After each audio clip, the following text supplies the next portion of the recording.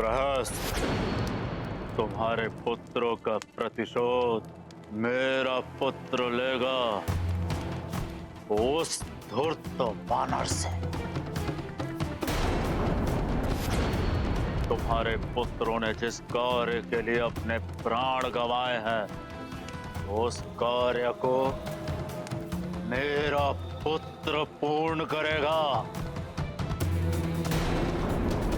धराशाही कर देगा उस वानर को।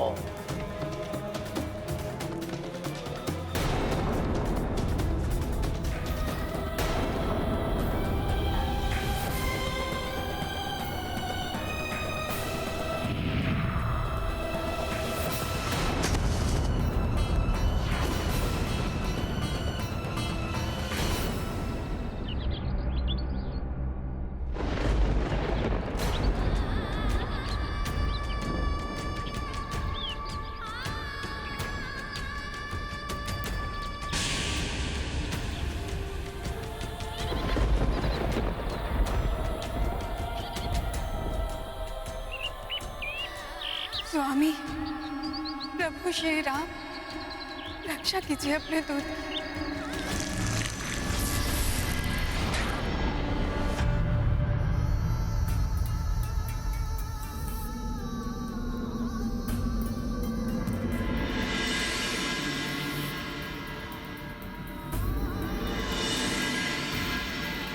हनुमान, हनुमान, उठो हनुमान, उठो हनुमान, उठो हनुमान।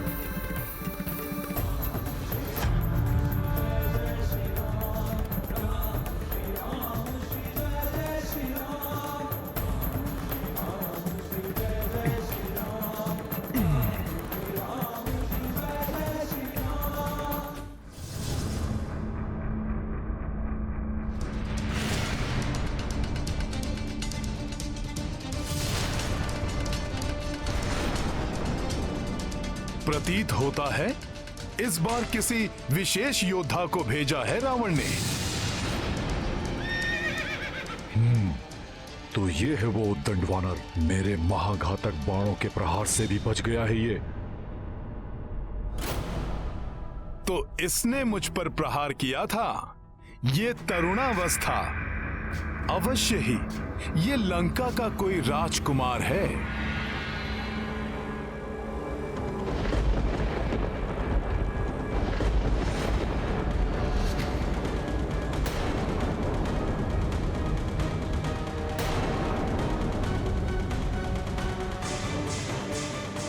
उस वानर के पार्श्व में देवताओं की शक्ति कार्य कर रही है।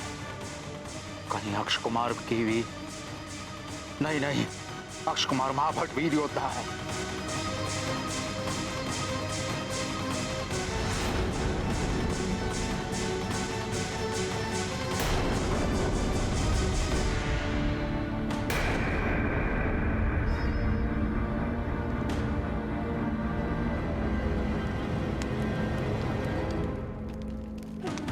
न जाने क्या होगा इस युद्ध का परिणाम।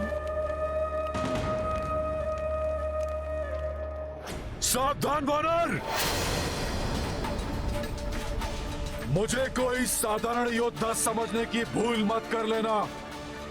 अक्ष कुमार हूं मैं, लंकेश, महाराज रावण का कनिष्ठ पुत्र अक्ष कुमार।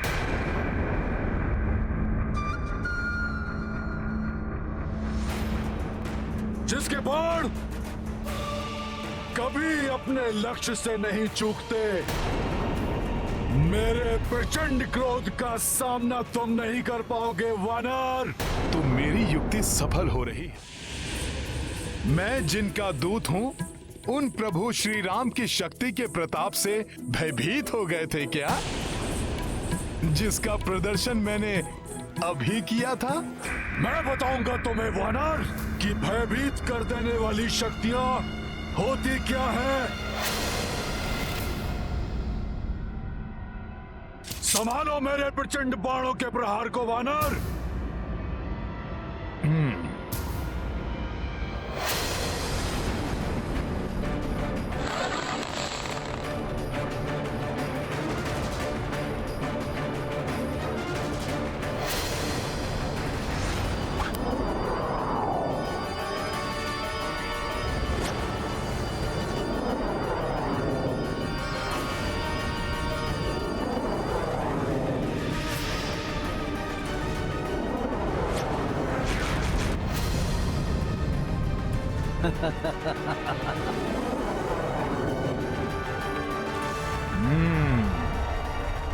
अच्छा, तो इन मायावी प्रेतों से भयभीत करना चाहते हो तो मुझे।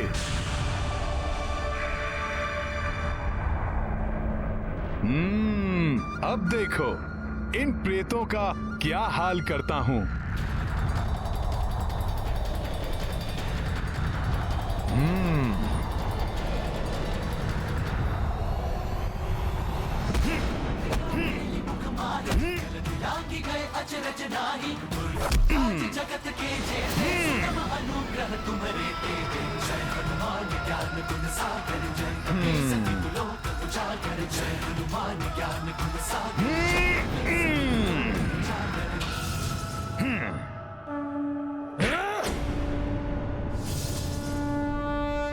मेरे बाणों के प्रहार से तो तुम बच गए वानर, परंतु मेरे मायावी बाण से अब तुम नहीं बचोगे।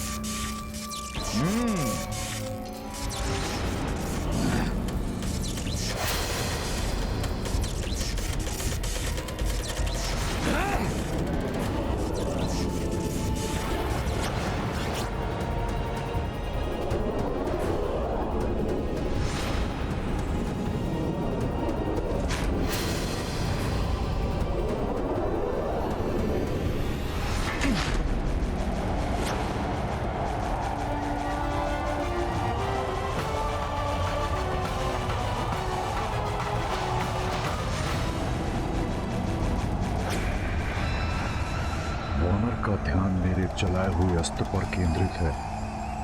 इस अस्त्र की ओर जब तक इसका ध्यान जाएगा तब तक तो इस वानर का अंत हो ही जाएगा।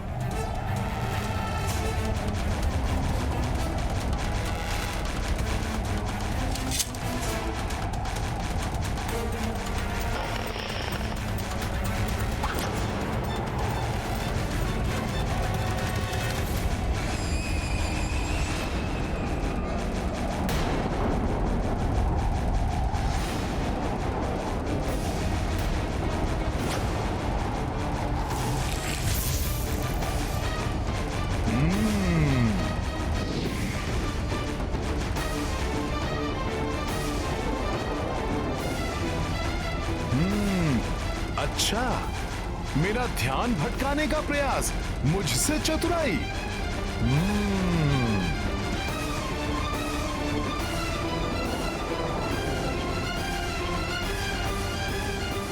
अब देखो अक्ष कुमार, तुम्हारा प्रहार कैसे विफल करता हूं मैं।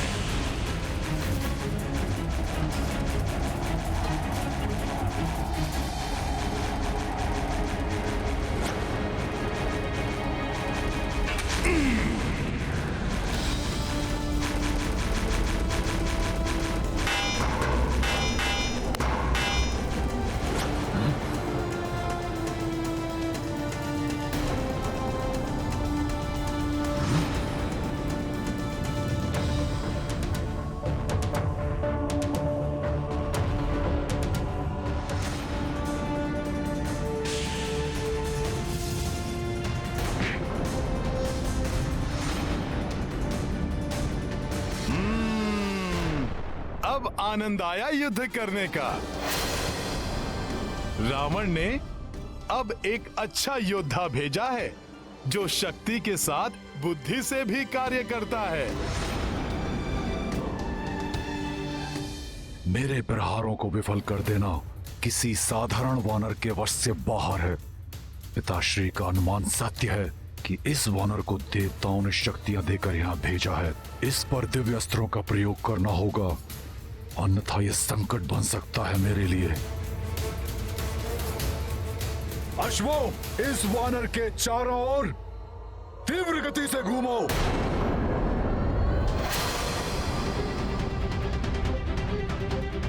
अब देखता हूं इस त्वरित गति के वार से कैसे बचते हो तुम। अब ये क्या कर रहा है?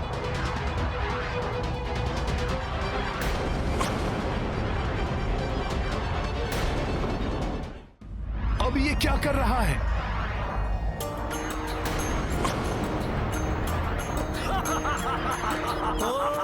अक्षय कुमार हनुमान बतलाई, अनगिन बाण से चक्र बनाई, सोई कपी पल भर महावीरा, अचरज अक्षय कुमार यह देखा।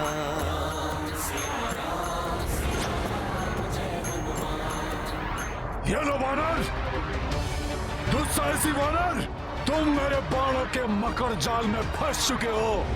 देखा तुमने लंकेश पुत्र अक्ष कुमार के बाणों का प्रहार, राक्षसी शक्ति का प्रहार, बाणों का बवंडर है ये। इसमें फंसकर तेरा अंत हो जाएगा वानर।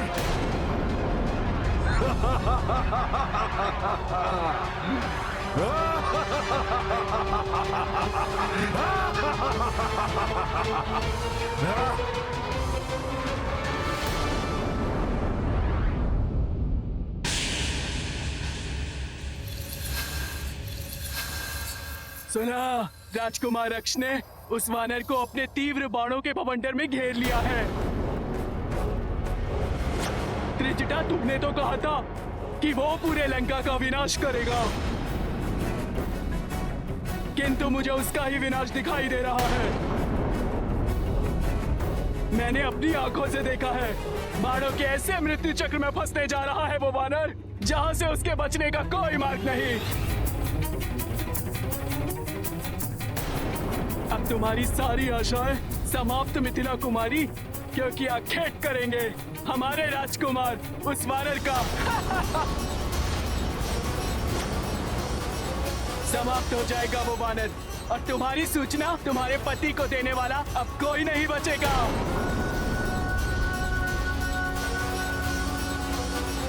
जो स्वयं प्रभु श्री राम के बाण की त्वरित गति के समान यहाँ आए हैं, अक्ष कुमार के तीव्र बाण उनका क्या हित कर पाएंगे?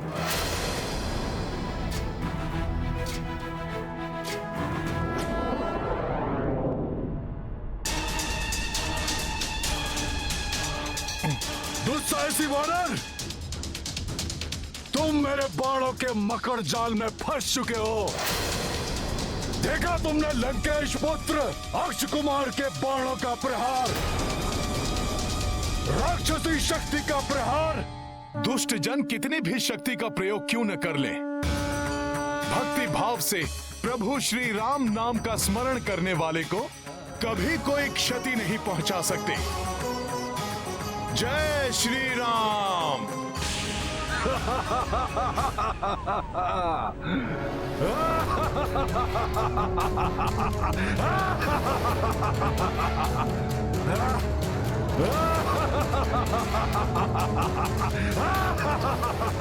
प्रत्येक विपत्ति का एक ही मंत्र, जय श्री राम।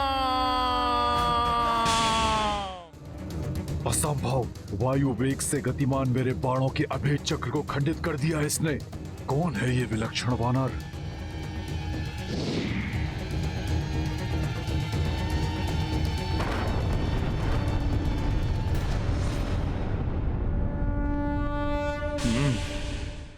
उद्दंड वानर, अब देखता हूं कि तुम मेरे घातक अस्त्र से अपना बचाव कैसे करते हो।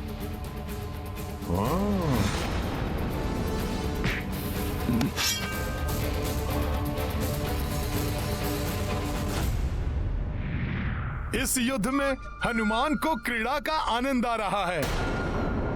अब देखता हूं ये राक्षस योद्धा क्या करता है।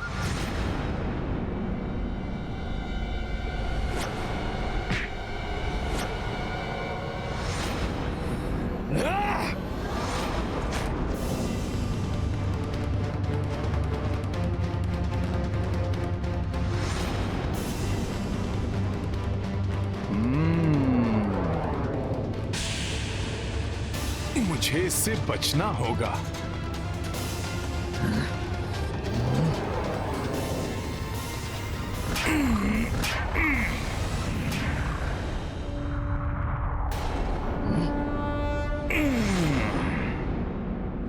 इस घातक अस्त्र से भी बच गया। ये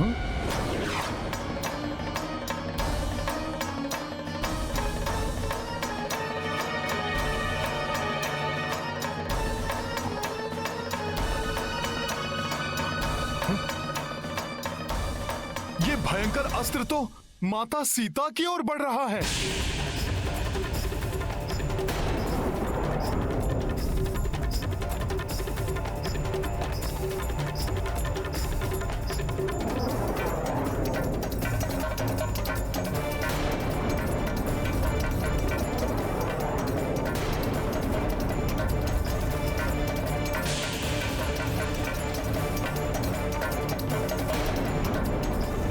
संकट का आभास माता सीता के कोमल हृदय को अकारण ही वेदना पहुंचाएगा।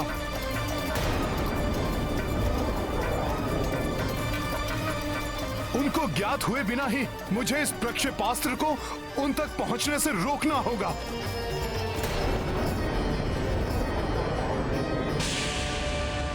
हनुमान अपने शरीर से बाधित कर रोकेगा इस अस्त्र को।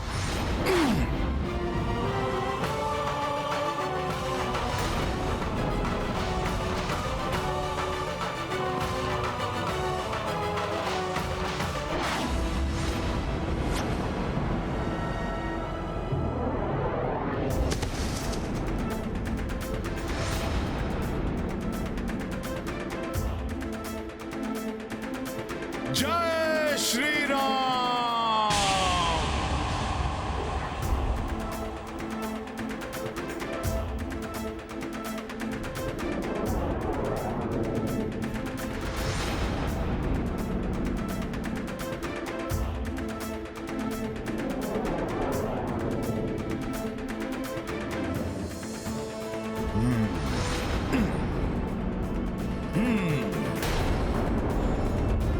जय श्री राम।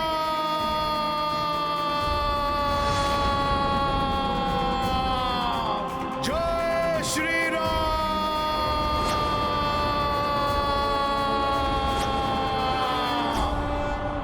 अच्छा, तो ये वानर उस वाटिका में बंधी स्त्री को बचाने के लिए इतना अधिक चिंतित है